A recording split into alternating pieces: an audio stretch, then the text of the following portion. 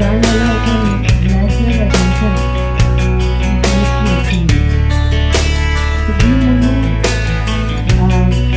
పల్నాడు గురించి పాజిటివ్గానే బికాజ్ నేను ప్రకాశంలో ఎస్పీగా ఉన్నప్పుడు అక్కడ నా దగ్గర పల్నాడు నేటివ్ వాళ్ళు చాలామంది ఆఫీసర్స్ ఉన్నారు.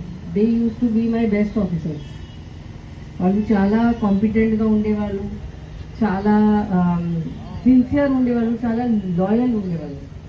అండ్ నేను ఏదైనా చెప్తే వాళ్ళు చేస్తారు, ఏమనుకోకుండా ఏమవుతుంది అట్లా ఏం ఆలోచించకుండా మేడం చెప్పారు సో మేము చేస్తాము. అండ్ చాలా మంచి మంచి రిజల్ట్స్ ఇచ్చేవాళ్ళు వాళ్ళు.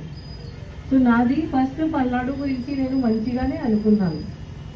బట్ రీసెంట్గా ఇప్పుడు ఎట్లా జరిగినాయి ఇన్ని ఇన్సిడెంట్స్, ఇంత ఇక్కడ law and order kind of break down అయింది, ఇంతమంది రోడ్ మీద వచ్చి గొడవ చేయడం, ఐరన్ రాడ్స్ పట్టుకొని తిరగడం, బండ్లు కాల్చడం. సో నాకు కూడా కొంచెం షాక్ అయింది ఇట్లా రియల్లీ పల్నాడులో ఇట్లా జరుగుతుందా. సో నాది ఇప్పుడు గోల్ ఉంది, ఫస్ట్ గోల్ దట్ మనది పల్నాడులో కౌంటింగ్, పోస్ట్ కౌంటింగ్ పీస్ఫుల్గా జరగాలి. దాని తర్వాత పల్నాడుకి మన ఏపీలో ఒక మంచి డిస్ట్రిక్ట్, బెస్ట్ డిస్ట్రిక్ట్గా ఫామ్ చేయాలి. ఇప్పుడు పల్నాడు గురించి ఏమేమి నెగిటివిటీ ఉంది అది చేంజ్ చేసి ఓన్లీ పాజిటివ్ న్యూస్ రావాలి పల్నాడు నుంచి. ఇది నా మెయిన్ ఉద్దేశం. సో ఇప్పుడు my first goal is that ఏం ఇన్సిడెంట్ లేకుండా, ఏం నెగిటివ్ ఇన్సిడెంట్ లేకుండా మన 4th నాడు ఏం పోలింగ్ జరుగుతుంది అది పీస్ఫుల్గా జరగాలి. దాని తర్వాత కూడా ఏం ఇన్సిడెంట్ జరగకూడదు. సో దానికోసం మనం చాలా స్టెప్స్ తీసుకోవడం జరిగింది. ఆల్రెడీ మీ అందరికీ తెలుసు 160 కేసెస్లో మనం అరౌండ్ 1300 పర్సన్స్కి అరెస్ట్ చేయడం జరిగింది. ఆ 1300 పర్సన్స్ ఇంతమంది అరెస్ట్ అయ్యారు. ఇక్కడ మన నర్సరావుపేటలో పల్నాడులో జైల్లో ప్లేస్ కూడా లేదు. ఇప్పుడు ఇక్కడ స్పేస్ లేకుండా ముద్దాయిలకి ఎక్కడ పంపిస్తున్నారు, రాజమండ్రి. ఆ పరిస్థితి వచ్చింది ఇక్కడ.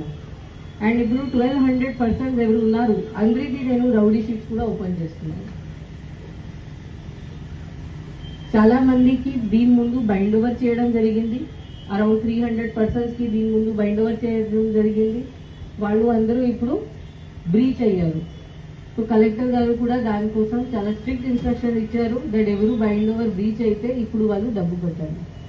ఐఎమ్ ఆల్మోస్ట్ అందరికీ 300 పర్సన్స్కి నోటీస్ కూడా రావడం జరిగింది. ఇప్పుడు మీరు 1 lakh డబ్బు కట్టాలి, 2 lakh డబ్బు కట్టాలి, ఇది కట్టకపోతే జైలుకి పోవాలి. సో నా మెయిన్ ఉద్దేశం, నా మెయిన్ మెసేజ్ ఏముంది, దీంతో ఎవరు గెయిన్ అయ్యారు? ఇంత గొడవలు చేస్తే ఎవరికి పాజిటివ్ వచ్చింది, ఎవరికి బెనిఫిట్ వచ్చింది? ఎవరికి బెనిఫిట్ రాలేదు కదా. ఇప్పుడు ఎవరు పార్టిసిపేట్ చేశారు, ఇద్దరు జైల్లో ఉన్నారు, కోర్టు చుట్టూ తిరగాలి, వాళ్ళు లాయర్స్కి డబ్బు పే చేయాలి.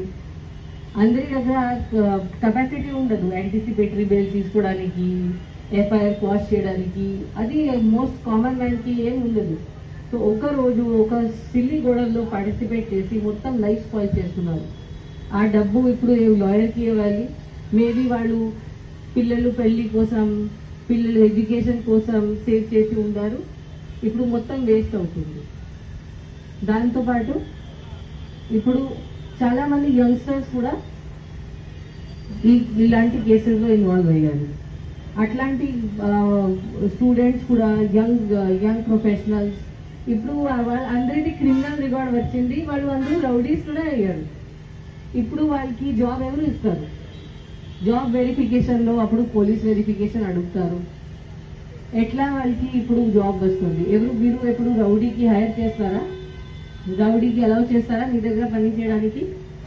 చేయరు కదా. సో ఇప్పుడు వాళ్ళ మొత్తం ఫ్యూచర్ నాశనం అయింది.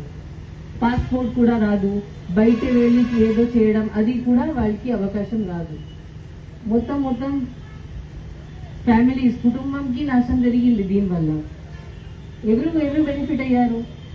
2 క్యాండిడేట్స్ ఉంటారు, ఒకరు గెలుస్తారు, ఒకరు ఓడిపోతారు.